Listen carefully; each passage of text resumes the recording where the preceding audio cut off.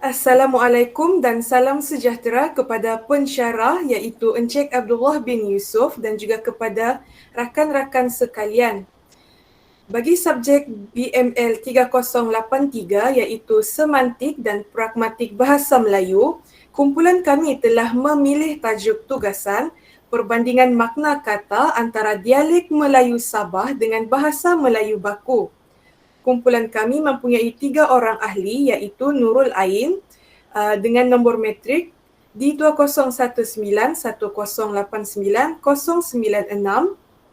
Siti Nur Syafiqah binti Hairuddin, nombor matriks D20911089106 dan saya sendiri Nurliana binti Muhammad Kahali alias Sami, nombor matriks D20191089110.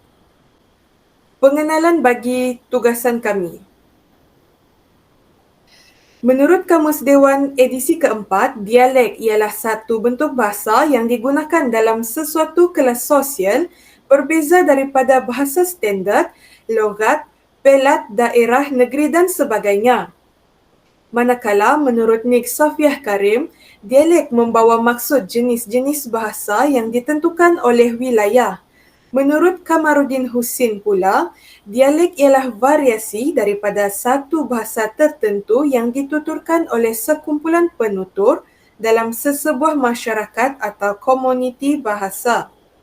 Hal ini dikatakan demikian kerana dialek ditakrifkan sebagai variasi daripada satu bahasa tertentu yang dituturkan oleh sekumpulan penutur dalam satu-satu masyarakat bahasa. Ianya dikatakan mempunyai bentuk tertentu dan ditutur dalam kawasan yang tertentu. Menurut Saidatul Nurnis Mahali pula, tidak ada bahasa Sabah yang boleh dikategorikan ke dalam rumpun bahasa Melayu. Namun demikian kerana satu bahasa perantara bagi kelompok-kelompok etnik di Sabah diperlukan, maka terciptalah dialek Melayu Sabah atau singkatannya DMS. Kewujudan dialek Melayu Sabah merupakan hasil gabungan antara bahasa Melayu, dialek Melayu Brunei dan bahasa-bahasa etnik lain yang ada di Sabah, khususnya dalam kalangan kelompok etnik utama di Sabah. Dialek Melayu Sabah dapat digolongkan sebagai subdialek Melayu Brunei kerana banyak persamaan kosakata dan fonologi antara kedua-dua dialek. Selain itu, dialek Melayu Sabah dikatakan tidak jauh berbeza dengan bahasa Melayu Baku. Jika diteliti dengan lebih lanjut, terdapat persamaan makna dalam bahasa Melayu Baku bagi sesuatu kosakata yang terdapat dalam dialek Melayu Sabah itu sendiri. Meskipun begitu, terdapat juga perbezaan makna yang berlaku antara dua bahasa ini. Perkara ini boleh mendatangkan kekaburan makna kerana terdapat kosakata antara bahasa Melayu Baku dengan dialek Melayu Sabah yang mempunyai ejaan dan sebutan yang sama tetapi membawa pengertian yang berlainan. Okey, seterusnya saya akan serahkan kepada pembentang yang seterusnya. Assalamualaikum dan salam sejahtera saya ucapkan kepada doktor dan rakan-rakan sekalian. Pembentangan akan diteruskan dengan saya, Siti Syafiqah binti Hairuddin. Saya akan menerangkan tentang objektif kajian bagi tugasan kumpulan kami. Objektif kajian untuk tugasan ini adalah dua, iaitu yang pertama adalah untuk mengenal pasti perbandingan makna dalam bahasa Melayu Baku berdasarkan kosakata dialek Melayu Sabah. Objektif yang kedua adalah untuk menghuraikan persamaan dan perbezaan makna antara dialek Melayu Sabah dan bahasa Melayu Baku. Seterusnya adalah kepentingan kajian. Untuk kepentingan kajian terdapat dua, iaitu untuk yang pertama adalah untuk mengumpulkan entry-entry dialek Melayu Sabah secara umum berserta dengan maksud agar dapat diketahui oleh masyarakat umum tentang kosakata dialek yang disampaikan oleh penutur jati di negeri tersebut. Kepentingan yang kedua adalah untuk menjelaskan kekaburan makna dalam bahasa Melayu yang terhasil daripada perkataan dialek Melayu Sabah secara umum. Saya serahkan kepada rakan saya untuk menjelaskan bahagian seterusnya. Baiklah, seterusnya kita lihat kepada sorotan literatur ataupun kajian lepas yang telah kami peroleh Kajian lepas bagi kajian kami ialah kami telah mendapat kajian lepas sebanyak 5 artikel. Yang pertama berkaitan dengan dialektologi Melayu yang ditulis pada tahun 2012. Penulisnya terdiri daripada 5 orang iaitu Muhammad Rashid Muhammad Idris, Sri Lanang Jaya Rohani, Siti Karya Muhammad Zubir, Muhammad Ryan Syahari dan Abdullah Yusof iaitu pensyarah kita sendiri. Kajian dialektologi Melayu ini mengkaji tentang beberapa dialek yang terdiri dalam Malaysia ini seperti dialek Melayu, Banjar, Jawa, Minang, Patani, Bugis, Rao, Suluk, Bajau dan sebagainya. Kajian tersebut meliputi pelbagai aspek dari segi morfologi dan juga semantik. Artikel yang kedua kami peroleh daripada kajian lepas bertajuk Pengaruh Dialek Melayu Brunei dalam Dialek Melayu Sabah yang telah diterbitkan pada tahun 2020. Penulisnya ialah Saidatul Nurnis Mahali. Tujuan kajian ini adalah untuk melihat leksikal Melayu Brunei ke dalam dialek Melayu Sabah yang memberi kesan ke atas proses pemaknaan dalam kosakata dialek Melayu Sabah. Seterusnya, artikel kajian lepas yang ketiga yang bertajuk Bahasa Melayu, Leksikal dan Leksikografi Dialek Bumiputra Borneo Sabah ataupun DMB, Literatur Tuntas Pelestarian serta Integrasi yang telah diterbitkan pada tahun 2020. Penulisnya ialah Alice Trainer, Jamaliah Jamil dan Ahmad Izainuddin Badarudin.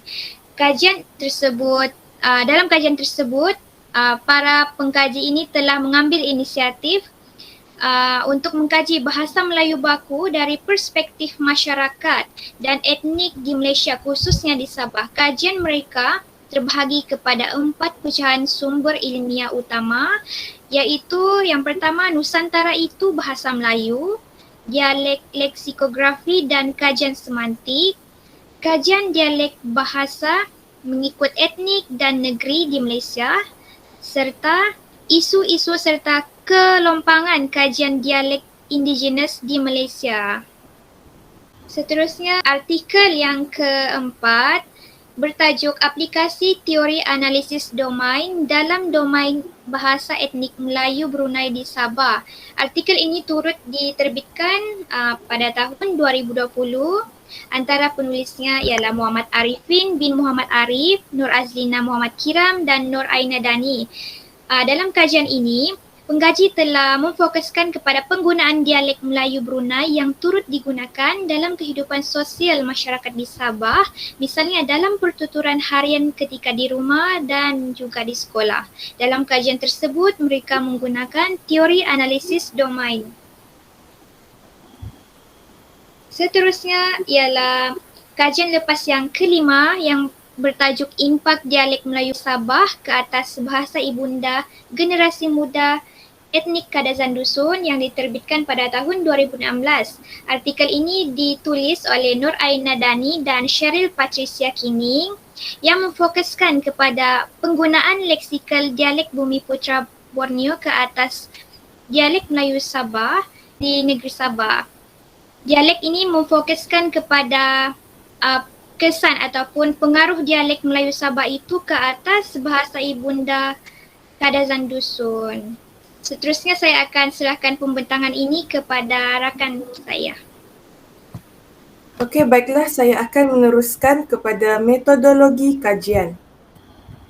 Berdasarkan kajian yang telah kami lakukan, terdapat 3 kaedah yang telah kami pilih iaitu kaedah kepustakaan. Menurut Muhammad Syafi'i, kajian kepustakaan merupakan kaedah yang digunakan oleh seseorang penyelidik ataupun penulis untuk mendapat data dan bukti melalui kajian ke atas dokumen dan rekod-rekod yang sedia ada. Langkah ini membolehkan pengumpulan data yang bersifat sekunder dapat dilakukan bagi menyokong dapatan kajian. Fungsinya adalah bagi memberikan gambaran permulaan dan hala tuju kajian pengkaji.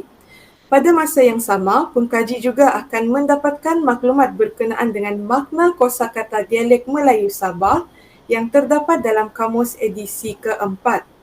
Selain itu, kaedah internet juga digunakan bagi melaksanakan tugasan ini. Rujukan daripada sumber-sumber internet dapat membantu pengkaji untuk memperoleh maklumat dengan lebih luas dan terkini mengenai skop kajian yang dijalankan. Proses mendapatkan maklumat tertumpu kepada pembacaan dan rujukan daripada jurnal-jurnal, makalah dan artikel-artikel yang berkaitan tentang dialek Melayu.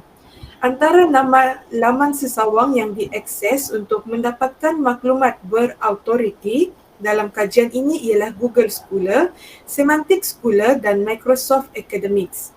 Dan yang seterusnya ialah pendekatan kualitatif. Pendekatan kualitatif bersifat deskriptif, tidak mengutamakan data-data berbentuk numerik serta lebih kepada penghuraian makna terhadap perkara yang dikaji. Pengumpulan data dalam pendekatan kualitatif boleh dijalankan menerusi kaedah pemerhatian, temu bual dan analisis dokumen. Data yang telah disusun rapi seperti yang telah ditetapkan oleh pengkaji akan dianalisis dengan sistematik dan hasil dari analisis data akan dipaparkan dalam bentuk jadual dan juga huraian. Saya akan serahkan kepada pembentang yang seterusnya. Baiklah, seterusnya saya akan membentangkan hasil dan perbincangan. Okey, dalam hasil dan perbincangan ini, kami dapati bahawa terdapat perkataan dalam dialek Melayu Sabah yang telah dikenal pasti mempunyai persamaan makna dalam bahasa Melayu baku. Namun, terdapat juga perkataan yang mempunyai bunyi, sebutan dan ejaan yang sama antara dialek Melayu Sabah dengan bahasa Melayu baku tetapi berbeza dari segi maknanya. Dalam dapatan ini, kami telah mendapati sebanyak 20 perkataan yang mempunyai persamaan makna antara dialek Melayu Sabah dengan bahasa Melayu baku dan seterusnya terdapat 25 perkataan yang menunjukkan perbezaan antara dialek Melayu Sabah dengan bahasa Melayu baku. Seterusnya saya akan menerangkan tentang persamaan makna antara dialek Melayu Sabah dengan bahasa Melayu baku. Okey, ini adalah antara beberapa contoh yang telah kami kemukakan dalam slide. Antara beberapa contoh perkataan yang mempunyai persamaan makna dalam bahasa Melayu baku. Sebagai contohnya agas, ambur, anu, bikin, palui, palis, ugai, sigup, sikut. Perkataan ini semua mempunyai persamaan makna sekiranya anda merujuk kepada Kamus Dewan. Okey, slide seterusnya kita dapat lihat di sini penggunaan ayat dan serta penerangannya lah. Sebagai contoh, dalam bahasa Sabah, penggunaan perkataan ambur bermaksud sepah. Namun, walaupun perkataan ambur ini mempunyai persamaan makna dalam bahasa Melayu baku, tetapi masyarakat penutur terutama di Semenanjung Malaysia mungkin tidak tahu dan faham makna perkataan ambur. Pengkaji mendapati bahawa mereka lebih selesa menggunakan perkataan sepah ataupun selerak. Sebagai contoh, jangan sepahkan rumah. Manakala masyarakat penutur di Sabah lebih selesa menggunakan perkataan ambur sebagai bahasa pertuturan harian mereka. Sebagai contoh, jangan ambur mainan kamu. Begitu. Dan seterusnya kita dapat lihat juga perkataan pugai. Perkataan pugai ini membawa makna yang sama dalam bahasa Melayu baku sekiranya anda merujuk kepada Kamus Dewan. Sebagai contoh ayat, jangan-jangan dia tu bekas kena pugai oleh lakinya yang sekarang ni. Ayat di atas ni membawa maksud bahawa si penutur sedang membuat andaian dengan menggunakan perkataan jangan-jangan bahawa berkemungkinan wanita tersebut pernah dikenakan jampi, pengasih ataupun pugai oleh suaminya yang sekarang ini. Seterusnya, kita dapat lihat lagi perkataan sungkai yang membawa persamaan makna dalam bahasa Melayu baku yang membawa maksud buka puasa. Sebagai contoh ayatnya tu, mari kita sungkai sama-sama. Maksudnya ayat ni, jom kita buka puasa sama-sama. Okey, ayat ni biasa kita biasa akan digunakan ketika bulan Ramadan gitu. Okey, seterusnya saya akan serahkan kepada saudari Nurliana untuk menerangkan tentang perbezaan makna perkataan antara dialek Melayu Sabah dengan bahasa Melayu baku. Okey, baiklah, saya akan meneruskan perbezaan makna perkataan antara dialek Melayu Sabah dengan bahasa Melayu baku. Berikut merupakan perbezaan makna perkataan antara dialek Melayu Sabah dengan bahasa Melayu baku. Antaranya yang saya telah lampirkan di slide ini ialah perkataan ampai, ampit, bah, babat. Okey, yang seterusnya ialah bahai, bangas, bantut, basung, bida, biut dan bubut. Slide seterusnya. Okey, sebagai contoh, perkataan ampai. Perkataan ampai ini membawa maksud yang berbeza dalam dialek Melayu Sabah dan juga bahasa Melayu baku. Contoh perkataan penggunaan ampai dalam dialek bahasa Melayu Sabah adalah seperti berikut. Kau ampai saja gelas tu di atas meja. Perkataan ampai di Sabah membawa maksud letak. Jadi makna bagi contoh ayat tersebut ialah kau letak saja gelas tu di atas meja. Tetapi bagi bahasa Melayu baku pula, ampai mempunyai makna yang berbeza iaitu panjang, tinggi ataupun ramping. Contoh yang seterusnya ialah perkataan bahai. Perkataan bahai dalam dialek bahasa Melayu Sabah membawa maksud kepada plastik, manakala maksud dalam bahasa Melayu baku pula ialah sesuatu kepercayaan agama yang diasaskan oleh Baha'u'llah. Contoh ayat bagi perkataan bahai dalam dialek bahasa Melayu Sabah adalah seperti letak barang. Slide seterusnya. Okey, contoh yang seterusnya pula ialah di Sabah perkataan bida. Bida ini juga sering digunakan dan merupakan salah satu perkataan yang popular dalam penutur masyarakat di Sabah. Contohnya, bidanya baju kuning. Perkataan bida membawa maksud hodoh ataupun buruk. Contoh ayat lain yang menggunakan perkataan bida dalam bahasa Melayu baku adalah seperti berikut. Pembida itu menawarkan sejumlah harga wang tunai yang banyak sebanyak RM300,000 bagi membeli lukisan berharga dari pelukis yang tersohor itu. Ayat ini membawa maksud bida dalam bahasa Melayu baku ialah tawaran sejumlah bayaran atau harga yang telah ditentukan oleh bakal pembeli bagi sesuatu yang hendak dijual. Kesimpulan bagi kajian ni, apa yang boleh kita ambil adalah berdasarkan kajian yang telah dilakukan, dialek Melayu Sabah ni dia mempunyai perbezaan dengan bahasa Melayu baku. Hal ini dikatakan demikian kerana dia terdapat perbezaan makna dalam kosakata dialek Melayu Sabah dengan bahasa Melayu baku. Perbezaan ini dia terjadi kerana dialek Melayu Sabah ni merupakan gabungan daripada bahasa Melayu baku, dialek Melayu Brunei dan bahasa etnik lain di Sabah. Ianya sudah semestinya menyebabkan wujud perbezaan makna di antara bahasa Melayu baku dan dialek Melayu Sabah. Dialek Melayu Sabah ni juga mempunyai persamaan makna dengan bahasa Melayu baku. Hal ini kerana bahasa Melayu ni juga mempengaruhi kewujudan dialek Melayu Sabah. Ianya kerana bahasa Melayu ni secara umumnya telah pun diketahui dan dikenali dalam kalangan penutur bahasa di Sabah. Perkara ini menyebabkan berlakunya persamaan makna antara dialek Melayu Sabah dengan bahasa Melayu baku. Persamaan dan perbezaan ini menyebabkan dialek Melayu Sabah ni mempunyai keistimewaan dan keunikan yang tersendiri. Oleh itu, jelaslah bahawa dialek Sabah ni dia mempunyai acuan yang tersendiri yang menyebabkan ianya mempunyai persamaan dan perbezaan dengan bahasa Melayu baku. Seterusnya adalah rujukan. Untuk kajian ini kami telah menggunakan 19 rujukan dan berikut merupakan rujukan-rujukan yang telah kami gunakan.